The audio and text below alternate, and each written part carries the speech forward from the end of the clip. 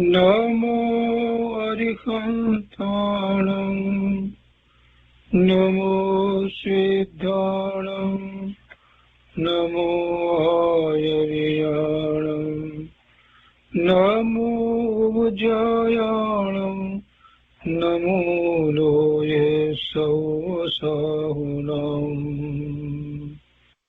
અસપંચનમોકારો સર્વપાવપનાશનો મંગલાણં ચ સૌવર્તે પરમં મંગલમ અજ્ઞાનતિમિરંધાનાં જ્ઞાનાંજનશલાકયા ચક્ષુન્મીલિतं येन તસ્મૈ શ્રીગુરુવે નમઃ મુખાદિવ્યાકુક્ષિરત્નં શબ્દજિતવર્યાત્મજં શ્રીરાજચन्द्रयहुं વन्दે તત્વલોચનદાયકં પ્રભુતત્વલોચનદાયકં.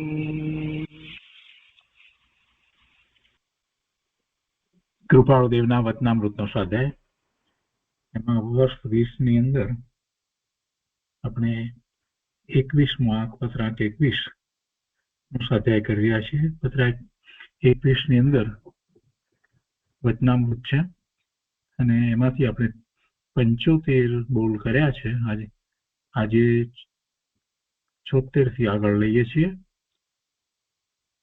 અહીંયા પુસ્તકમાં પાના નંબર 158 ઉપરથી ત્રીજો બોલ એટલે 76મો બોલ. કૃપાળુદેવ લખે છે કે વીરના કહેલા શાસ્ત્રમાં સોનેરી વચનો છૂટક છૂટક અને ગુપ્ત છે.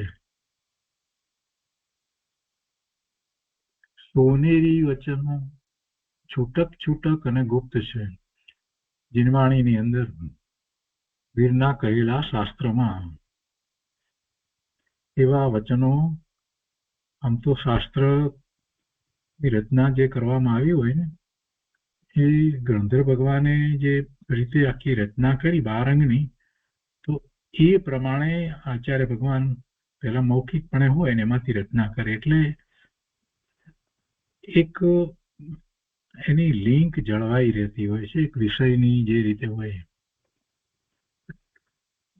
એટલે વિષયની જ્યારે લિંક જળવાઈ રહી હોય ત્યારે કેટલીક વાતો એમાં મહત્વની એવી આવે કે એને આપણે હંમેશા માટે યાદ રાખી ચિંતન કરીએ તો સ્વરૂપમાં જવાય. એટલે એવા જે વચનો છે એની અપેક્ષાથી આ સમજવું કે છૂટક છૂટક અને ગુપ્ત છે. બાકી તો આખું શાસ્ત્ર જે છે એ પૂર્ણ જ હોય અને પૂરેપૂરો શાસ્ત્રનો અભ્યાસ ન કરીએ, છૂટક છૂટક વાંચીએ તો આપણને કાંઈ પલ્લે પડે નહીં, કાંઈ લાભ થાય નહીં. બીજી વાત, ભાવની અપેક્ષા એ ગુપ્ત એમ કહેવાય કે એમાં જે ભરેલા ભાવ જે છે તો એવા હોય છે કે મહા જ્ઞાની પુરુષો હોય એમના દ્વારા સમજીએ તો એ સમજાય. એ પછી 77મું છે, સમ્યક નેત્ર પામીને તમે ગમે તે ધર્મશાસ્ત્ર વિચારો તો પણ આત્મહિત પ્રાપ્ત થશે. જો એક સ્પષ્ટતા અહીંયા, ગમે તે ધર્મશાસ્ત્ર એટલે પછી ગમે તે મતના ધર્મશાસ્ત્ર હોય તો પણ એ જ વાત નીકળે એવું બનતું નથી હોતું. પ્રયત્ન કરવામાં આવે તે છતાંય, કેમ કે પૂર્વાપર વિરોધાભાસ ન આવે અને વસ્તુ સ્વરૂપને અનેકાંત નય દ્વારા અનેક અપેક્ષા દ્વારા જો પ્રકાશ્યું હોય તો જીનેશ્વર ભગવાને જ પ્રકાશ્યું છે. બીજે તો વિરોધાભાસ આવે છે. એટલે ધર્મશાસ્ત્ર કયા એટલે એમ સમજવાનું કે જીનવાણીની વાત છે. એટલે કોઈ પણ ધર્મનું શાસ્ત્ર એટલે બીજા અન્ય મતના શાસ્ત્ર એવો અર્થ ન સમજવો. જૈન દર્શનના જીનવાણી એની વાત છે, એ જ ધર્મશાસ્ત્ર છે. બીજું બધું જે છે તે બધું કલ્પિત છે. તો કહે છે કે સમ્યક નેત્ર પામીને તમે ગમે તે ધર્મશાસ્ત્ર વિચારો, એટલે જૈન દર્શનના શાસ્ત્રોની વાત છે, એમાંથી ગમે તે વિચારો તો પણ આત્મહિત પ્રાપ્ત થશે. સમ્યક નેત્ર પામીને એટલે શું?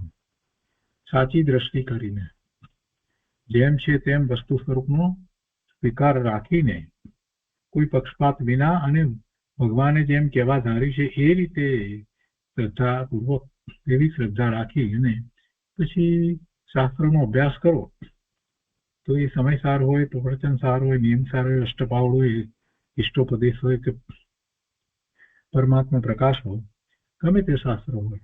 આપણે કેટલા બધા શાસ્ત્રોનો અભ્યાસ કર્યો છે અને બધાની અંદર વાત તો વિતરાગતાની જ આવે છે. અને વિતરાગતા પ્રગટ કરવી એ તો આત્માનું મોટામાં મોટું કાર્ય છે. આત્મહિત જીવને શેમાં છે? વિતરાગતા પ્રગટ કરવામાં છે. એવું વિતરાગતા પ્રગટ થવાનું કારણ જીનવાણી છે. જીનવાણીનો સાચી રીતે અભ્યાસ કરી અને એને સમજવામાં આવે અને પછી એમાં જેમ કહ્યું છે એ રીતે પુરુષાર્થ કરવામાં આવે તો આત્મહિત થાય. એ પછી એટલું તો એમનું છે, કુદરત આ તારો પ્રબળ અન્યાય છે કે મારી ધારેલી નીતિએ મારો કાળ વ્યતીત કરાવતી નથી. જો છેલ્લે પૂર્ણ વિરામ નથી મૂક્યું, આશ્ચર્ય વિરામ મૂક્યું છે. અને કુદરતનો અર્થ એ છે કે પૂર્વિત કર્મો, પહેલા જે બંધાયેલા કર્મ છે એ કર્મ, એને કુદરત કહ્યું છે. એટલે એવા કર્મ, પૂર્વના જે કર્મ છે, તો કે જે એને કહે છે કે આ તારો પ્રબળ અન્યાય છે કે મારી ધારેલી નીતિએ મારો કાળ વ્યતીત કરાવતી નથી. એટલે કે કર્મના ઉદય એવા આવે છે કે હું ધારું એ પ્રમાણે મારો કાળ વ્યતીત થતો નથી. હું જેમ ધારું એ પ્રમાણે, મારી ઈચ્છા પ્રમાણે મારો કાળ વ્યતીત થતો નથી. કેમ? કે પૂર્વના કર્મના ઉદયો એવા આવે છે એટલે આપણે ઈચ્છીએ એમ થતું નથી. એટલે એનો અર્થ શું થયો? આપણે ઈચ્છીએ એમ ન થાય એટલે આપણે શું કરવું? આપણે શું કરવું જોઈએ? ભાઈ ઈચ્છા કરે છે તો પહેલી વાત તો એ છે કે ઈચ્છા કરવાનું છોડી દે અને જે થાય છે એનો જ્ઞાતા દ્રષ્ટા થઈ જાય. એમે જેની ઈચ્છા કરે છે, જેમ કાળ વ્યતીત કરવાની, જે ભોગ વગેરે ભોગવવાની કે જે કઈ ઈચ્છા કરે છે, એમાં ભગવાન આત્માને તો કાંઈ સંબંધ નથી. એનાથી તો એ જુદો છે. એવી ઈચ્છા આત્માને તો હોતી નથી. એનું સ્વાભાવિક પરિણમન જે થઈ રહ્યું છે તો શુદ્ધ, એના અનંત ગુણ શુદ્ધ છે તો શુદ્ધ પરિણમન છે. એમાં તો એવી કોઈ ઈચ્છા હોતી નથી કે અમુક રીતે કાળ વ્યતીત થાય, અમુક રીતે જઈએ આવીએ આમ તેમ બધું, એવી તો કોઈ વાત હોતી જ નથી. એટલે આખી વાતને એ રીતે લેવાની છે કે આપણે ધારીએ એમ નથી થવાનું. એટલે એ માટેનો દુરાગ્રહ છોડી દેવો, એ આગ્રહ છોડી દેવો અને જે થાય છે એના જ્ઞાતા દ્રષ્ટા થઈને રહેવું. એથી મને કાંઈ નુકસાન થવાનું નથી, કેમ કે એનાથી જુદો હું ભગવાન આત્મા છું. મને એ જે કંઈ થઈ રહ્યું છે, સંયોગો વગેરે જે રીતે મારો સમય પસાર થઈ રહ્યો છે, એમાં જે સંયોગો વગેરે મારી સમીપમાં જે આવે છે પદાર્થો વગેરે, એ બધું એના કારણે આવે, એના કારણે જાય. મારે એમાં સમય કાંઈ બગાડવાની જરૂર નથી. એ હું ધારું એમ નહીં થાય, કેમ કે પૂર્વના કર્મ એવા છે જે પુણ્ય અને પાપની પ્રકૃતિ નાખે, જે ઉદયમાં આવશે તો એ પ્રમાણે બધું થશે. એ પછી 79માં બોલ છે, માણસ પરમેશ્વર થાય છે એમ જ્ઞાનીઓ કહે છે. માણસ પરમેશ્વર થાય છે એમ જ્ઞાનીઓ કહે છે. માણસ તો પર્યાય છે. માણસ તો એ પર્યાય છે, મનુષ્યની પર્યાય છે. અને એ પર્યાય મટી અને સિદ્ધની પર્યાય થાય એમ જ્ઞાની પુરુષોએ કહ્યું છે, મહાપુરુષોએ કહ્યું છે. એ તો અનાદિનું પરમ સત્ય ચાલ્યું આવે છે અને એ સત્યનો સ્વીકાર કરી અને જે એવો પુરુષાર્થ કરે છે તો એ પરમેશ્વર થાય છે. કઈ કોઈ નવાઈની વાત છે એવી તો વાત નથી, પણ આ જીવને હજી બેઠી નથી ને એટલે એને એમ લાગે છે. અનાદિથી આમ જ ચાલ્યું આવે છે. જેટલા સિદ્ધ થયા એ સિદ્ધ કેવી રીતે થયા? પરમેશ્વર થયા ને, સિદ્ધ થયા એટલે પરમેશ્વર. તો પરમેશ્વર થયા છે તો કેવી રીતે થયા? સંસાર પર્યાયમાં છેલ્લી પર્યાય કઈ હતી? મનુષ્યની પર્યાય હતી. મનુષ્યની પર્યાયમાંથી જ કેવળ જ્ઞાન પ્રગટ કરી નિર્વાણ પામીને સિદ્ધ થવાય. બીજી કોઈ પર્યાયમાંથી થવાતું જ નથી. તેવું કઈ સિદ્ધ થઈ શકતા નથી. ઇન્દ્ર સિદ્ધ ન થઈ શકે, કે કોઈ તિર્યજમાંથી કોઈ સિદ્ધ ન થઈ શકે, નારકીમાંથી કોઈ સિદ્ધ ન થાય. જે સિદ્ધ થયા એમણે પહેલા એ અર્યંત થયા, કેવળ જ્ઞાન પ્રગટ કર્યું. અને એ અર્યંત દશા, એ તીર્થંકર હોય કે સામાન્ય કેવડી હોય, પણ એ અર્યંત દશા, એ અર્યંત દશા મનુષ્ય ભવમાં થાય, બીજા કોઈ ભવમાં થતી નથી. એટલે વસ્તુ સ્વરૂપ જ એવું છે. માણસ પરમેશ્વર થાય છે એમ જ છે. આગળ 80મો બોલ છે. ઉત્તરાધ્યન નામનું જૈન સૂત્ર તત્વ દ્રષ્ટિએ પુનઃ પુનઃ અવલોકો. ફરી ફરીને અવલોકો. અવલોકવું એટલે શું? માત્ર સામાન્ય ઉપરથી જોઈ જવું એવો અવલોકનનો અર્થ નથી આ કરવાનો. પુનઃ પુનઃ ફરી ફરીને એને જુઓ, એના ઉપર વિચાર કરો. ઉત્તરાધ્યાન નામનું જૈન સૂત્ર તત્વ દ્રષ્ટિએ પુનઃ પુનઃ અવલોકો. તત્વ દ્રષ્ટિથી વિચારો. નવ તત્વની વાત એને જયારે સમજ્યા છીએ, તો જયારે શાસ્ત્રનો અભ્યાસ કરીએ એ વખતે અંતરમાં તત્વ દ્રષ્ટિ પડી હોય, જે કહેવાય છે તે શું છે, એ શેની વાત છે, અને એમાં મારે શું કરવાનું છે એ વાત જાણ્યા પછીથી એ જેને બેઠું છે એ શાસ્ત્રનો અભ્યાસ કરે છે, તો એમાંથી એ તત્વ શોધે છે. વર્તમાનમાં પ્રથમાનુયોગના જે પુસ્તકો છે, શાસ્ત્ર ન કહેવાય એવા પુસ્તકો, એમાં કેટલી બધી વાત, મનજનિત કલ્પિત વાતો લેખકોએ ભરી દીધી છે. રસ પડે બીજાઓને એટલા માટે. પ્રથમાનુયોગના શાસ્ત્રનું મૂળ પ્રયોજન છે કે એવા સલાહકા પુરુષના જીવન ચરિત્ર વગેરેની વાત કરી હોય તો એમાં એમનો પુરુષાર્થ બતાવવાનો હોય. પણ એ તો એક બાજુ રહી જાય, કેમ કે ત્યારે વર્તમાન લેખક છે એને તો કઈ એનું જ્ઞાન ભાન છે નહીં, એને તો એવું કઈ છે નહીં. એટલે એમાંથી પછી કઈ તત્વની વાત પ્રાપ્ત ન થઈ. એવા ઉત્કૃષ્ટ શાસ્ત્રમાંથી જ તત્વની વાત પ્રાપ્ત થાય, અને તત્વ દ્રષ્ટિ પૂર્વક જ શાસ્ત્રનું અધ્યયન કરવાનું હોય. એમાં જે તત્વ કહેવાયું છે એ તત્વ, એ મારું તત્વ, જીવ તત્વ હોય, એની દ્રઢતા કરી અને એની અનુભૂતિ કરવાની છે. ઉત્તરાધ્યાન નામનું જૈન સૂત્ર તત્વ દ્રષ્ટિએ પુનઃ પુનઃ અવલોકન. આવડી ગયું હોય, યાદ રહી ગયું હોય, બધી વાત બરાબર, પણ તત્વ દ્રષ્ટિએ, એટલે કે સમ્યક જેને પ્રગટ કરવું છે, આત્માની અનુભૂતિ કરવી છે, તો એ દ્રષ્ટિકોણથી એને ફરી ફરીને અવલોકન. એ પછી 81મો બોલ છે. જીવતા મરાય તો ફરી મરવું ન પડે એવું મરણ ઈચ્છવા યોગ્ય છે. ફરી મરવું ન પડે એવું મરણ ઈચ્છવા યોગ્ય છે. એ વાત તો સમજાય છે. ફરી મરવું ન પડે એવું મરણ ઈચ્છવા યોગ્ય છે. ફરી મરવું ના પડે એટલે જન્મ ના લેવો પડે તો જ મરવાનું ન થાય ને. જન્મ લે તો પછી મરવાનું થાય. તો જે લોકો એમ ઈચ્છે છે કે હવે જન્મ અને મરણ નથી જોઈતા, જન્મ અને મરણ નથી જોઈતા, એમ જે ઈચ્છે છે, જેને ભવના ભ્રમણનો થાક લાગ્યો છે, તો એને હવે મરણ નથી જોઈતું એટલે જન્મ પણ નથી જોઈતું. જન્મ હોય તો મરણ થવાનું જ છે. તો જન્મ મરણને જે નથી ઈચ્છતા એ સિદ્ધ દશાને ઈચ્છે છે, સિદ્ધ દશાને ઈચ્છે છે. અને એવી સિદ્ધ દશા પ્રાપ્ત થતા પહેલા એને અહીંયા એવી ભાવ મોક્ષની દશા પ્રાપ્ત થાય છે. અને એમાં એ જે જીવે છે, તો જે વર્તમાન જે આ સંસાર હતો એ સંસાર પર્યાય હતી, એ ખરેખર જોઈએ તો પરમાર્થે તો એ મરી ગઈ, એ પર્યાય ગઈ. જીવતા મરાય તો ફરી મરવું ન પડે એવું મરણ ઈચ્છવા યોગ છે.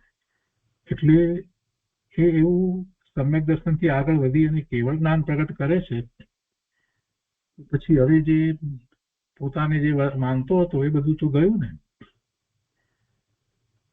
કેવળ જ્ઞાન પ્રગટ કરે છે તો પોતાને રમેશ માનતો હતો એ વાત તો ગઈ ને. પોતાને મનુષ્ય માનતો હતો એ પણ ગયું ને. એ શરીરમાં એકત્વ મમત્વ કરતો હતો એ બધું ગયું ને. પોતે જીવે છે છતાંય એ પોતે રહ્યો નહીં. એ રમેશ રહ્યો નહીં. રમેશ મરી ગયો. જીવે તો છે પણ એમાં કોણ જીવી રહ્યો છે? કોણ જીવી રહ્યો છે? એમાં એ પોતાની વર્તમાન પર્યાય રૂપે જે હતો, જે પોતે મનુષ્ય રૂપે હતો, પુરુષ રૂપે હતો, એનું કોઈ નામ હતું, આ બધું જે હતું એના સગા સંબંધી સ્નેહ, એ બધું જે કંઈ હતું એમાંનું કાંઈ નથી હવે રહ્યું. કેમ? કેમ કે એને કેવળ જ્ઞાન પ્રગટ કર્યું છે તો પછી ભાવ મોક્ષની દશામાં છે. એટલે જીવે છે છતાં મરી ગયા. એટલે જે મરવાની જે વાત હતી એ તો પતી ગઈ. અને હવે ફરી મરવું નહીં પડે. હવે નિર્વાણ થશે. એટલે એવું જીવતા મરાય. એટલે એવી દશા જાહેર થાય તો પછી ફરી મરવું ન પડે એવું મરણ થાય છે. એટલે કે નિર્વાણ થાય છે. આ વાક્ય જરા ગંભીર વાક્ય છે. જીવતા મરાય તો ફરી મરવું ન પડે એવું મરણ ઈચ્છવા યોગ્ય છે. હરિયન દશા પ્રગટ થાય તો વર્તમાન પર્યાય જે છે એનો એક રીતે જોઈએ તો એ નાશ થઈ ગયો. એ પર્યાય ગઈ. એટલે એ જીવે છે છતાં મરેલો છે. એ પર્યાય વર્તમાન પર્યાય તરીકે એ મરી ગયો છે. અને એમ જીવતા મરાય એટલે કે એવી ભાવ મોક્ષની દશા થાય તો પછી ફરી મરવું ન પડે એટલે જન્મ થાય જ નહીં એવું મરણ એટલે નિર્વાણ થાય. અને એ ઈચ્છવા યોગ્ય છે. બે વાત સાથે લઈ લીધી છે. હવે 82 મૂકે છે કે કૃતજ્ઞતા જેવો એકે મહાદોષ મને લાગતો નથી. કૃતજ્ઞતા, કોઈનો ઉપકાર હોય એને ઓળવવો અને ઊંધું પકડી લેવું એ કૃતજ્ઞતા છે. એની ઉપર અપકાર કરે. કેટલાક તો ઉપકાર જેણે કર્યો એની ઉપર અપકાર કરે એ મોટો દોષ છે. કૃતજ્ઞતા જેવો એકે મહાદોષ મને લાગતો નથી. જગતમાં માન ન હોત, એના પછી 83મું છે, જગતમાં માન ન હોત તો અહીં જ મોક્ષ હોત. ખરેખર અહીં મોક્ષ ન હોય, પણ કહેવાનો આશય એ છે કે જીવને જે નડે છે કસાય કયો કસાય નડે છે? મુખ્યપણે માન કસાય નડે છે. માન કસાયને કારણે જીવને એવા વિકલ્પો ઉઠે છે જાત જાતના કે જેમાં એ મોટે ભાગે પાપના જ બંધ કરે છે. એ થોડું ઘણું પુણ્ય બંધાયું હોય અને પછી આ બીજું એટલું પાપ, એટલે એ એવી નીચી ગતિમાં ચાલ્યો જાય છે. ખૂબ વિશેષ જાગૃતિ રાખવા જેવી છે કે અભિમાનમાં પોતે ગમે તેવા ભાવોમાં ચાલ્યો ન જાય. પોતાનું માન છે ને, માનથી જ મોટા ભાગે જીવે છે. જો માન ન મળે ને તો સહન નથી થતું. પોતાને બધા માન આપતા હતા ચાલ્યું આવતું હતું. અચાનક જ કોઈ માન ના આપે, અપમાનની વાત નહીં, માન ન આપે ને તો સહન નથી થતું. એ બહુ અઘરું છે. બહુ પહેલા માન મળતું હોય, યશનામ કર્મનો ઉદય હોય, અને પછી જયારે માન નથી મળતું ત્યારે જીવવું અઘરું લાગે છે ને. બહુ અઘરું લાગે છે. બહુ અઘરું છે માન વિના જીવવું. બધા જ મિથ્યા દ્રષ્ટિ જીવોને કે જે જીવે છે તો માન પોષવામાં જ જીવી રહ્યો છે. બધાને કોઈક ને કોઈક પ્રકારે અભિમાન છે. કઈ પૈસા વાળા છે એને જ અભિમાન છે એવું નથી. કોઈને વિદ્યાનું, કોઈને બળનું, કોઈને ધનનું, ને કોઈને રૂપનું, કોઈને પદનું. 8 પ્રકારના મદ આપણે કહીએ છીએ. તો એ બધી રીતના, અરે કોઈને આ કલા કારીગરી છે એનું માન હોય, અભિમાન હોય, મારા જેવું કોઈ કરી ન શકે. પૈસા કાંઈ ન હોય પણ એનું અભિમાન હોય. જાત જાતના અભિમાન. અને એનાથી આ મોટા ભાગના જીવો છે એનાથી જીવી રહ્યા છે. જો એમાં એને એ માન ન મળે તો એને મુશ્કેલી થઈ જાય છે. પણ એનું કારણ શું? કેમ કે એ સમજ્યો નથી પોતાના સ્વરૂપને. જીવ પોતાના સ્વરૂપને સમજ્યો જ નથી. પોતાનું જે સ્વરૂપ છે એમાં તો કોઈ માન છે જ નહીં. માન નથી ને અપમાન નથી. એમાં કોઈ કસાય નથી. ક્રોધ, માન, માયા, લોભ ને 9 પ્રકારના 9 કસાય હતી. અરતી, હાસ્ય, સુખ, ભય, જુગુપ્સા, ત્રિવેદ, પુરુષવેદ, નપુસકવેદ, આમાંનું કાંઈ અંદર નથી. કોઈ આર્થ ધ્યાને નથી, રૌદ્ર ધ્યાન પણ નથી. કાંઈ નથી અંદર. ભગવાન આત્માને વળી એવાનું કાંઈ હોય? એ વસ્તુ છે જ નહીં. પણ એનું લક્ષ નથી. મિથ્યા માન્યતા કરી અને બ્રહ્મમાં જીવે છે એટલે એને કોઈ માન આપે છે, બહુ ગમે છે, પણ સમજતો નથી કે એ બીજો માન આપે છે એમ નથી. તને તારા યશ નામ કર્મનો ઉદય છે એટલે માન મળે છે, અને એમાં તારી કઈ હોશિયારી છે, દાપણ છે, બુદ્ધિ છે એમ પણ નથી. તું જેને માટે અભિમાન કરે છે ને તારું માન એ પોસાય છે તો એ તારા નામ કર્મ, યશ નામ કર્મની નો ઉદય છે. હજારો લોકો પાછળ પાછળ ફરે છે ને નમસ્કાર કરે છે ને એટલે કઈ બહુ મોટા થઈ ગયા એવું માનવાની કાંઈ જરૂર નથી પ્રભુ. એ બધો યશ નામ કર્મનો ઉદય છે, એ સિવાય બીજું કાંઈ નથી. અને કર્મ તો ખરી જવાના. કર્મ ક્યાં કાંઈ કાયમ રહે છે? એનું સ્થિતિ બંધ છે એટલે એની સ્થિતિ પૂરી થતા તો ખરી જશે. પછી કોઈ માન નહીં આપે એટલે શું થઈ ગયું? એટલે એનો અર્થ એમ કે હું માનથી જ જીવતો હતો એમ જ થયું ને. હવે કેમ કઠણ લાગે છે, કેમ અઘરું લાગે છે માન નથી આપતા ત્યારે? એનો અર્થ કે હું માનથી જીવતો હતો, ખોરાકથી નહીં, માનથી જીવતો હતો. અરે હું ભગવાન આત્મા, હું માનથી જીવતો હતો. અત્યાર સુધી હું માનને કારણે અભિમાનમાં જીવ્યો છું. આખું જીવન મેં એવી રીતે જ વિતાવ્યું છે. એ તો યશ નામ કર્મના ઉદયને કારણે હતું. તો આટલી બધી પરાધીનતા, યશ નામ કર્મના ઉદયની આટલી બધી પરાધીનતા મને શોભે છે?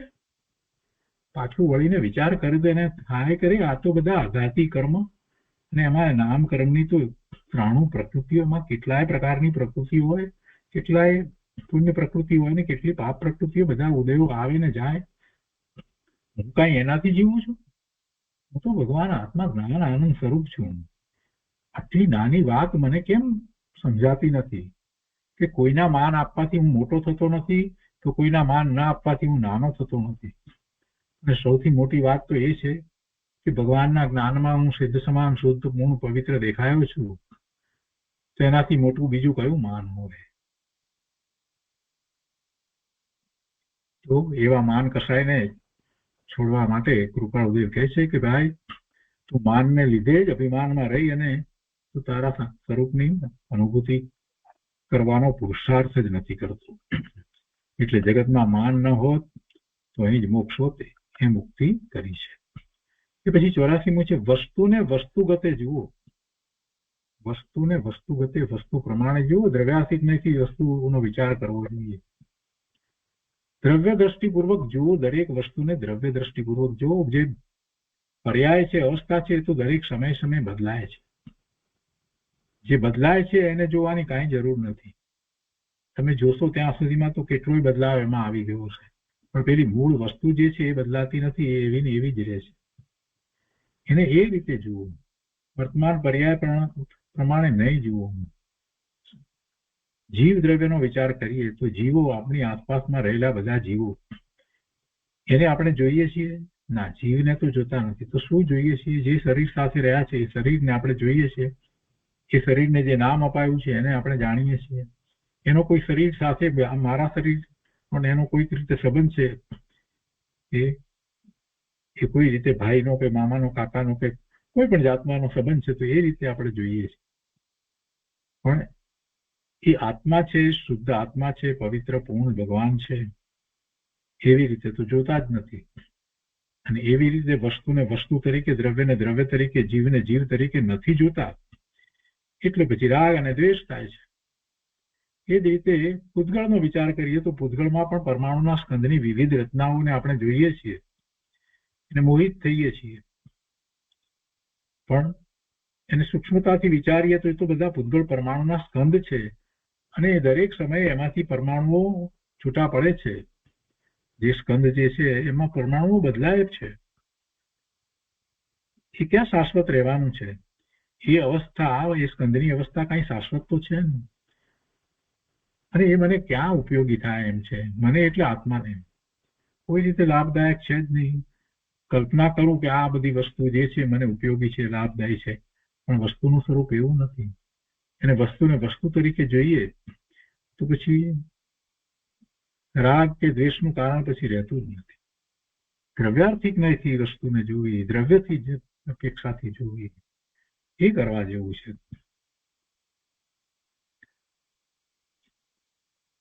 એ પછી 85મું છે, ધર્મનું મૂળ વિતરાગતા છે. ધર્મનું મૂળ શું છે? વિતરાગતા.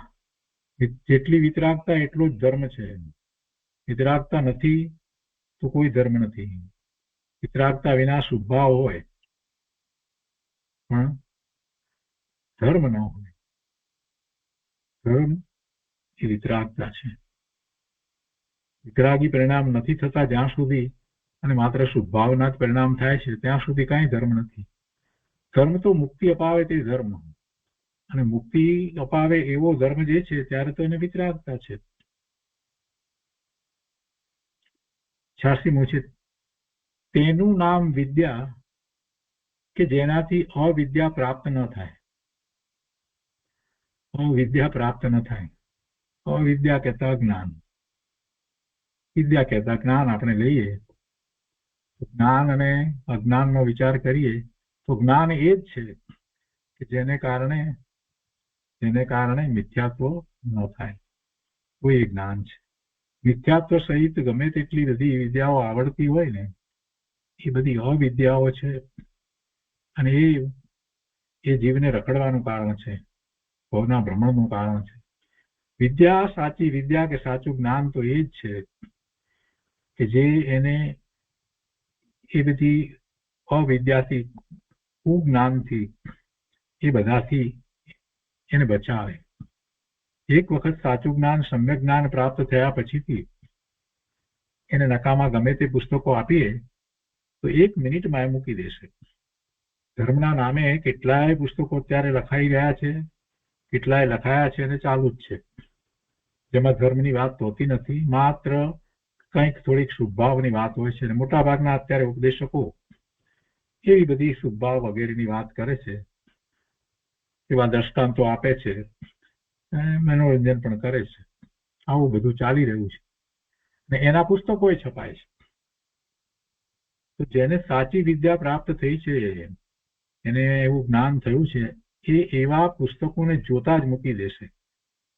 અને બીજી જે કુવિદ્યાઓ જે કહીએ, જે ભોગ વિલાસની વિદ્યાઓ, એમાં તો એ જશે જ નહીં.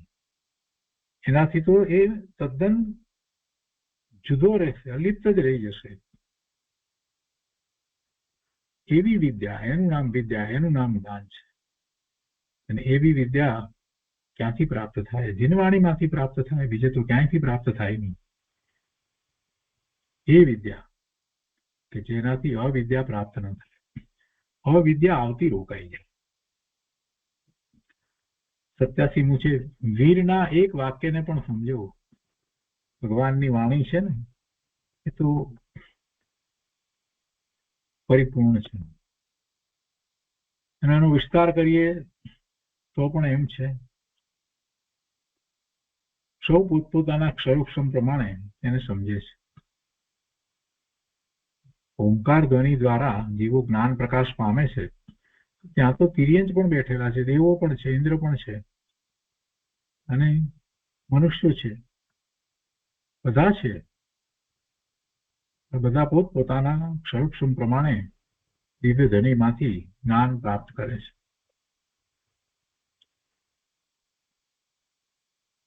જે પૂર્વના આરાધક જીવો છે એ તો થોડી ક્ષણોમાં જ એ દિવ્ય ધ્વનિમાંથી એવું જ્ઞાન પામી જાય છે કે પછી ત્યાં ને ત્યાં એ દીક્ષા લઈ અને પ્રભુના સમોસરમાં બેસી જાય છે. કેટલાક એવા પણ છે કે જે પૂર્વના એવા આરાધક છે ને અત્યારે વર્તમાનમાં પણ મુનિ દીક્ષા ગ્રહણ કરી છે અને પ્રભુના સમક્ષમાં બેઠા છે, એ પ્રભુની ઓમકાર ધ્વનિમાં એવા રત થઈ જાય છે, એમાંથી અંદરમાં સ્વરૂપમાં ઊંડા ઉતરી અને શ્રેણી ચડીને કેવા જ્ઞાન પ્રગટ કરે છે. આ મહાવીરની વાણી છે, આ તીર્થંકર ભગવાનની દિવ્ય ધ્વનિ છે. એટલે એના એક વાક્યને કે એમના દ્વારા જે કહેવાઈ રહ્યું છે એને જયારે તમે પકડવા જશો તો ત્યારે એક વાક્ય એવું કઈ હોતું નથી, એક વાત હોય છે એવું પણ હોતું નથી. કેમ કે વસ્તુ સ્વરૂપ જ એવી રીતે પ્રકાશમાં આવે છે. પોતાનું જે જ્ઞાન દર્શનનો સ્વભાવ છે, પોતે ભગવાન આત્મા જ્ઞાન સ્વરૂપ છે, ઓમકાર સ્વરૂપ છે ને, એટલે એ પેલું નિમિત્ત થાય છે. એ ભગવાનની ઓમકાર ધ્વનિ આપણને નિમિત્ત થાય છે. જ્ઞાન મારું છે, પણ એ જ્ઞાન ચેતના મારી જાગૃત થવામાં, પૂર્ણપણે જાગૃત થવામાં પ્રભુની દિવ્ય ધ્વનિ જે છે એ નિમિત્ત છે. એને પછી તમે જે રીતે વાક્ય કહો કે ઓમકાર કહો, પણ ખરેખર તો વાક્ય હોતા નથી એમાં, એ તો એકાક્ષરી હોય છે, ઓમ એવી વાણી હોય છે. પણ છતાં બીજી રીતે વિચાર કરીએ તો એમાંથી જે ગણધર ભગવાને રચના કરીને, એમાંથી આચાર્ય ભગવાને જે શાસ્ત્રની રચના કરી, તો એ શાસ્ત્રના થોડા વાક્યોને પણ આપણે સારી રીતે સમજીએ તો આખો આશય સમજાય અને પોતાના સ્વરૂપની દ્રષ્ટિ થાય તો પણ પોતાનું કામ શરૂ થઈ જાય. એટલે આ મિથ્યાના પોષણ કરી રહ્યો છે એ બરાબર નથી એવો એને ખ્યાલ આવે. અને એ શાસ્ત્રની એવી રચના હોય છે, કેમ કે જીનવાણીમાંથી આવી છે ને વાત. એટલે ગુરુદેવના વચનામૃતમાં, પૂજ્ય ગુરુદેવ કાનજી સ્વામીના વચનામૃતમાં આપણને ખ્યાલ છે કે એક એક વચનામૃત કેવું અદભુત છે. આપણને ચિંતનનો આખો વિષય એમાંથી પ્રાપ્ત થાય છે. જે ચિંતનના વિષયમાંથી આપણે આપણા સ્વરૂપની દ્રઢતા કરીએ. તો અહીંયા તો વીરના પ્રભુના વાક્યની વાત છે. એ પછી 88માં બોલ છે, અહમ પદ કૃતજ્ઞતા ઉત્સૂત્ર પ્રરૂપણા અવિવેક ધર્મ એ માઠી ગતિના લક્ષણો છે. આમાંનું કાંઈ પણ હશે તો સમજવું કે માઠી ગતિ, દુર્ગતિ, ઢલકી ગતિ થશે. ક્યાંય તિરિંચમાં ક્યાંય જીવડું થઈને બેસી જશે. અહમપદ અહંકાર, કોઈ પણ પ્રકારનો અહંકાર, 8 પ્રકારના મત કયા છે. અને બીજા પેટા પ્રમાણે તો કેટલાય પ્રકારના જીવને અહંકાર, અભિમાન હોય છે ને. એ બીજું કૃતજ્ઞતા, ભગવાનની આવી દિવ્ય ધ્વનિ, આ શાસ્ત્રો, આ બધાનો આપણી ઉપર કેટલો મોટો ઉપકાર છે. એના દ્વારા જ આપણે જ્ઞાન પ્રકાશ પામીએ છીએ અને એ ઉપકારને આપણે ઓળવીએ, અથવા તો એવા શ્રી ગુરુએ આપણને જે આપ્યું એને ઓળવીએ, કે કોઈ પંડિતે આપણને કોઈ એવી સાચી સરળ વાત સમજાવી હોય, આપણે એને પણ ઓળવીએ. એ બધી કૃતજ્ઞતા હોય તો પછી સમજી લેવું કે એને કારણે એવા બંધ પડે કે ભવિષ્યમાં એવા નિમિત્ત મળે જ નહીં. અને એવા નિમિત્ત ન મળે એટલે કે જીનવાણી સમજાવનારા, જીનવાણીની પ્રયોજનભૂત વાત કહેનારા એવા નિમિત્તો જ ના મળે. કૃતજ્ઞને ક્યાંથી મળે? બે વાત.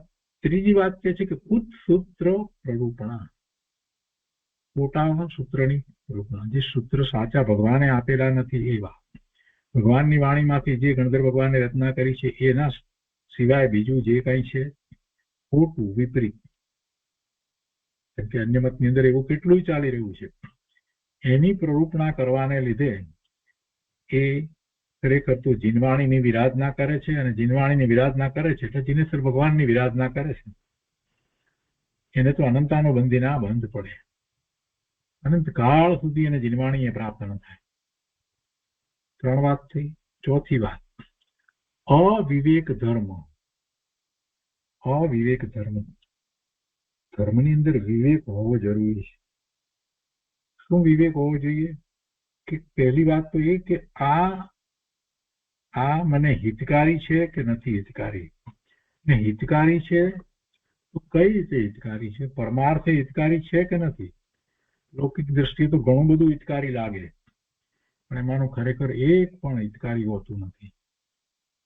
પરમાર્થે જે હિતકારી છે એનો વિચાર કરવાનો છે, એ વિવેક છે. પરમાર્થ શું છે? પોતાના સ્વરૂપની પ્રાપ્તિ, એ પરમાર્થ છે. ભવના ભ્રમણો જેને થાક લાગ્યો છે એ એવા પરમાર્થનો વિચાર કરે છે અને એના સિવાય બીજી બધી વાત જે છે એને છોડી દે છે, એને પકડતો જ નથી. એવો વિવેક ધર્મ જીવને છે તો જ એ ધર્મ કરી શકશે, ધર્મમાં આગળ વધી શકશે, ધર્મમાં પદાર્પણ કરી શકશે.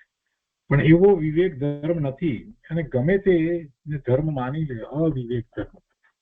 જ્યાં ધર્મ નથી ત્યાં ધર્મ માને, હિંસાની અંદર ધર્મ માને, લૌકિક કેટલી બધી માન્યતા છે એમાં ધર્મ માને, વિવેક વિના ગમે ત્યાં ધર્મ માને. પોતાને જ્યાં સારું લાગે ત્યાં, જ્યાં બધા પોતાને માન આપે ત્યાં ધર્મ માને. એ અવિવેક ધર્મ છે.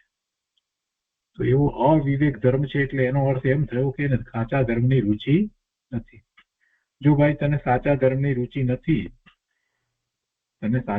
રુચિ નથી, અવિવેક ધર્મ છે, તો પછી સાચો ધર્મ શું કરવા મળે તને? તને તો રુચિ છે જ નહીં. તો ભવિષ્યમાં એટલો બધો કાળ સુધી એને એવો સાચો ધર્મ સાંભળવાય નહીં મળે. એટલે આ બધાનો વિચાર કરીએ તો એવું ક્યારે થાય? તો કે એવી હલકી નીચી ગતિમાં જાય ત્યારે, એવી તિર્યંતની એવી હલકી ગતિમાં ક્યાંય ચાલ્યો જાય, અરે એક ઇન્દ્રિય થઈ જાય,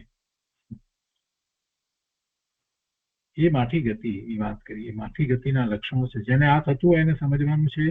કૃપાળુદેવ કહે છે કે આમાંનું કાંઈ પણ હોય તો તું દૂર કરજે, એ લક્ષણ તો તને માઠી ગતિના છે, દુર્ગતિના લક્ષણ છે. પછી 89મું છે, સ્ત્રીનું કોઈ અંગ લેશ માત્ર સુખદાયક નથી, છતાં મારો દેહ ભોગવે છે. જેને બ્રહ્મચર્ય પાળવું છે એને આ જ રીતે વિચારણા આવે છે. 9 વાળ સહિત જે બ્રહ્મચર્યની વાત કરવામાં આવી છે સાધકને માટે ખૂબ ઉપયોગી છે. એમાં અનેક રીતે એમાં ટકી રહેવું હોય તો એવી વિચારણા કરવી જ પડે. અને અબ્રહ્મચર્યના જે કારણો જે છે એને તપાસવા પડે, અને એમાં જ એને નિર્ણય કરવો પડે કે જ્યાં એ સુખ માનતો તો એ વાસ્તવમાં સુખ નથી. એટલે મહાપુરુષોએ એવા કેટલાય વાક્યો આપણને એવા આપ્યા છે કે જેને કારણે એને વારંવાર યાદ રાખીને એ પ્રમાણે આપણે જે પુરુષાર્થ કરીએ તો બ્રહ્મચર્યનો પુરુષાર્થ થઈ શકે. શ્રાવકને જે રીતે બ્રહ્મચર્ય છે તે રીતે શ્રાવકનું, અને મુનિ છે તો મુનિને મુનિની રીતે બ્રહ્મચર્ય. એમ 90મું છે બોલ, કે દેહ અને દેહાર્થ મમત્વ એ મિથ્યાત્વ લક્ષણ છે. દેહ અને દેહના અર્થે મમત્વ, દેહાર્થ મમત્વ, દેહ અને દેહના અર્થે મમત્વ એ મિથ્યાત્વ લક્ષણ છે. દેહને પોતાનો માને તો જ એના પ્રત્યે મમત્વ થાય ને. એટલે દેહની દ્રષ્ટિ થાય, દેહનું મહત્વ લાગે, દેહને સાચવીએ, દેહ સારો રહે, દેહ તંદુરસ્ત રહે, આ બધા જ્યાં સુધી વિકલ્પ ચાલતા હોય ત્યાં સુધી એને દેહમાં એકત્વ મમત્વ પડ્યું જ છે. તો શું દેહમાં માંદગી આવે તો દવા ના કરવી, એવી ક્યાં વાત કરી આપણે? ઊંધો અર્થ શું કરવા પકડવો? માંદગી આવે અને દવા થવાની હશે તો થશે, કોણ દવા કરે? દેહ તારો નથી તો દવા તું ક્યાંથી એની કરવાનો? વસ્તુ સ્વરૂપ તો એવું છે, જે પ્રમાણે સંયોગ આવશે એ પ્રમાણે થશે તો થશે.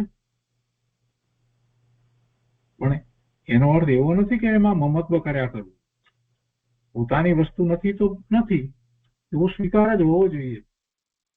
દેહ અર્થે મમત્વ જે છે એ મિથ્યા દ્રષ્ટિનો હોય છે, અને મિથ્યાત્વ ન જવાના કારણની અંદર મોટું કારણ એ છે કે દેહને પોતાનો માને છે. દેહ સહિત પોતાના અસ્તિત્વ અને જ્યાં સુધી એ માને છે ત્યાં સુધી સમ્યક દર્શન થતું નથી.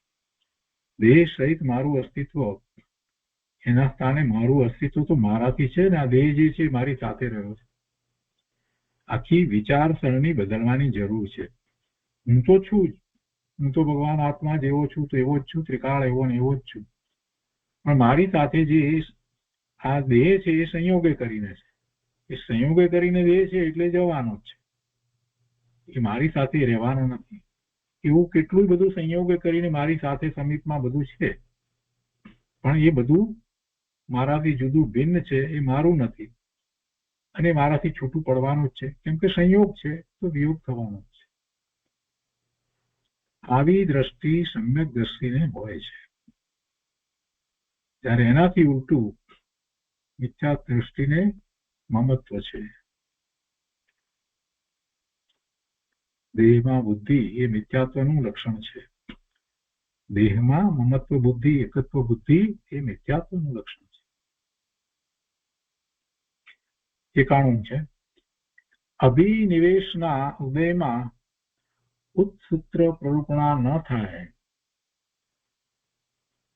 એટલે અહીંયા અભિનિવેશનો અર્થ જે છે ને એ રીતે લેવાનો છે કે ખોટી રીતે વસ્તુ વિચાર જે થતો હોય ને એમ અભિનિવેશ લેવાનો છે.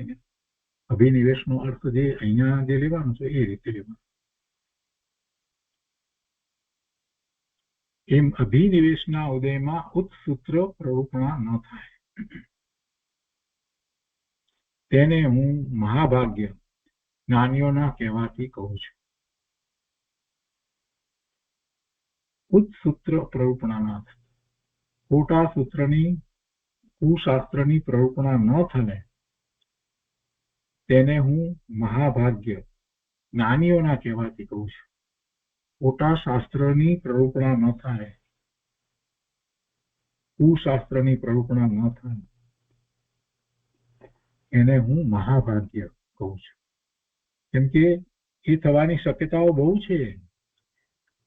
જીવો પોતે જાણતા ન હોવા છતાં અનેક પ્રકારે ધર્મની વાત કરે છે શાસ્ત્ર વગર પણ, ને એમાં એવી ઉત્સૂત્ર પ્રરૂપણા થઈ જાય છે. તો એ ન થાય એ મહાભાગ્ય છે. અને એ વાત બળદેવ કહે છે કે જ્ઞાનીઓના કહેવાથી કહું છું. વિપરીત પ્રકારનો વિચારણા કંઈક એવા પ્રસંગો વગેરે ચાલતા હોય તે એ અભિનિવેશની વાત કરી છે. એ અભિનિવેશના ઉદયની અંદર એ રીતે વાત કરવામાં આવી છે. એટલે એમાં અભિનિવેશનો એક અર્થ કરીએ તો દુરાગ્રહ, શરીર મારું છે એવો અસતનો આગ્રહ, બીજાને હરાવવા, અનિતિના કાર્યો બુદ્ધિના વાળવાનો આગ્રહ, એવી પ્રકારે અનેક પ્રકારનો એ અભિનિવેશ. અહીંયા અભિનિવેશ શબ્દનો અર્થ અહીંયા એ રીતે નકારાત્મક બધો લીધો છે.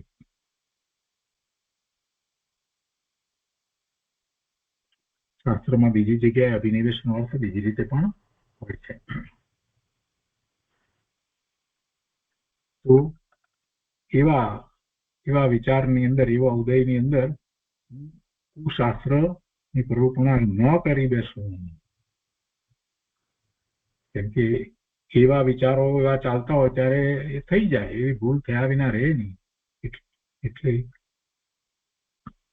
ખરેખર જોવા જઈએ તો જેને મધ્યસ્થ ભાવ છે અને જેને સ્વરૂપની દ્રષ્ટિ થઈ છે ને એને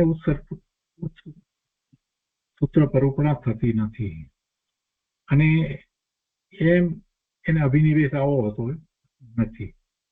પણ જે સમ્યક દ્રષ્ટિ નથી અને હજી સાધક જીવ છે અને પ્રયત્ન કરતો હોય ત્યારે એને ધ્યાન રાખવા જેવું છે કે કોઈ એવી બધી લડાઈ વગેરેની આ તે જાતની વાતો ચાલતી હોય અથવા તો એવો કોઈ ઉદય ચાલી રહ્યો હોય તો એ વખતે પછી એવા ગમે તે શાસ્ત્ર, કુશાસ્ત્રની પ્રરૂપણા થઈ જવાનો સંભવ હોય છે. એટલે ન થાય તો સમજવું કે મારું ભાગ્ય, એટલે કે મારી એટલી જાગૃતિ છે. મહાભાગ્યનો અર્થ અહીંયા પ્રેમ જ લેવાય. એ પછી 92 છે. ત્યાદવાદ શૈલીએ જોતા કોઈ મત અસત્ય નથી. એટલે કે કોઈ પણ મત જે છે એને કોઈ એક અપેક્ષાથી જોઈએ તો એમાં સત્ય હોય, પણ એને એકાંતે લઈ લઈએ તો સત્ય નથી. સ્યાદવાદ શૈલીએ જોતા સ્યાત કોઈ અપેક્ષા આમ હોય આ બરાબર છે, કેમ કે અપવાદ તો હોય, એ અપવાદ પણ એક અપેક્ષા છે, એવું હોઈ શકે, એટલે એ અસત્ય નથી, પણ બીજી અપેક્ષાથી એ અસત્ય છડતું હોય પાછું, બીજી અપેક્ષા અસત્ય ઠરે. સ્યાદવાદ શૈલીએ જોતા કોઈ મત અસત્ય નથી, એટલે અન્ય મત જે છે એને અહીંયા સાચો મત ઠરાવવો નથી એમ નથી કેવું, પણ સમજાવવું છે કે એમાં કોઈ કોઈ વાત જે છે એ સ્યાદવાદથી એટલે કોઈ અપેક્ષા એમ જો લેવામાં આવે તો બરાબર છે, પણ સ્યાદવાદથી વિચાર ન કરવામાં આવે, અહીંયા તો આપણે એ વાત લેવાની કે સ્યાદવાદ શૈલીએ જો જોવામાં ન આવે તો પછી અસત્યનો પ્રસંગ આવે. સ્યાદવાદથી એટલે કોઈ અપેક્ષાથી, સ્યાત કોઈ અપેક્ષા એમ ન લેવામાં આવે અને એકાંતે જો કોઈ પણ વસ્તુને પકડવામાં આવે તો પછી અસત્યનો પ્રસંગ આવે. સ્યાદવાદ શૈલીએ ન જોવામાં આવે તો પછી અસત્યનો પ્રસંગ આવે. જીનવાણીની અંદર પણ એમ જ થાય. અહીંયા જીનવાણીના જ મતનો વિચાર કરીએ તો જીનવાણીના જે આપણે જેને કહીએ સિદ્ધાંત વગેરેની વાત કરતા હોઈએ તો ત્યાં પણ જો એને એકાંતે પકડી લેવામાં આવે તો પછી અસત્યનો પ્રસંગ આવે. સમયસારની 11મી ગાથાની અંદર જયારે ભૂતાર્થની વાત કરી અને પછી અભૂતાર્થ વ્યવહાર જે છે તે જુઠ્ઠો છે એમ કહી દીધું, પણ એકાંત ન કર્યું, વ્યવહાર છે એમ કહ્યું ને, એકાંત નથી કહ્યું. અને પછી 12મી ગાથાની અંદર એ જ વાત કરી કે વ્યવહાર જાણેલો પ્રયોજનવાન છે. જો એકાંત કરી દીધું હોત તો વ્યવહાર ઉડી જાય, અને વ્યવહારને ઉડાડો તો પછી નિશ્ચય છે એની પણ સાચી પ્રવૃત્તિ થતી નથી. નિશ્ચય રાખી લક્ષ્યમાં આ બધો વ્યવહાર હોય છે, પણ વ્યવહારને એકલો જ માનો અને નિશ્ચયને ન માનો તો કઈ ધર્મ જેવું જ રહેતું નથી, ઉપભાવ રહે છે. અને નિશ્ચયને જ એકને માની અને વ્યવહારને ઉડાડીએ ન માનીએ તો નિશ્ચય આભાસી પણ આવે. એટલે નિશ્ચયની વાત જે છે તે એ અપેક્ષાએ નિશ્ચયની વાત જે છે તે એને સમજવી જોઈએ અને વ્યવહારની વાતને એ અપેક્ષાએ સમજવી જોઈએ. એટલે સ્યાદવાદની દ્રષ્ટિથી જોઈએ તો બંને હોય છે. પછી પુરુષાર્થને માટે જેની મુખ્યતા કરવાની હોય એની મુખ્યતા કરવામાં આવે, બીજાની ગૌણતા કરવામાં આવે. એટલે સ્યાદવાદથી જ વસ્તુ સ્વરૂપ સમજાય છે, અને પુરુષાર્થમાં પણ એમ જ છે, એકને ગૌણ અને એકને મુખ્ય જે કરીએ છીએ તો જ્યાં જેની જરૂર છે તે પ્રમાણે આપણે કરીએ છીએ. જો અર્થ ના કરવો કે સ્યાદવાદ શૈલીએ જોતા કોઈ મત અસત્ય નથી, એટલે પછી ગમે તે પેલા હિંસા કરતા હોય એનો મત પણ કે કોઈ અપેક્ષા સાચો છે એવો અર્થ નથી થતો. અહીંયા એવો અર્થ નથી થતો. બધા ભોગ ચડાવે છે ને પ્રાણીઓના હેતુ, કે એ પણ કે જે કૃપાળુદેવે તો કહ્યું છે કે સ્યાદવાદ શૈલી જોતા કોઈ મત અસત્ય નથી, તો એક અપેક્ષાએ તો એ વાત પણ બરાબર છે, એમ એવો અર્થ ન કરવો. ઊંધું લેવા વાળા પછી બધી જાત જાતના અર્થો કરવા બેસે. સ્યાદવાદની વાત જે છે જૈન દર્શનની અંદર જે વાત કરવામાં આવી છે એનું એ સ્પષ્ટ કરવામાં આવ્યું છે. અને બીજા અન્ય મત એટલે બીજા જે દર્શન છે એની અંદર એક એક વાત એવી છે કે એક અપેક્ષાથી સાચી છે પણ એકાંતે પકડે છે તો ખોટી છે, એ વાત અહીંયા તો સમજાવી છે.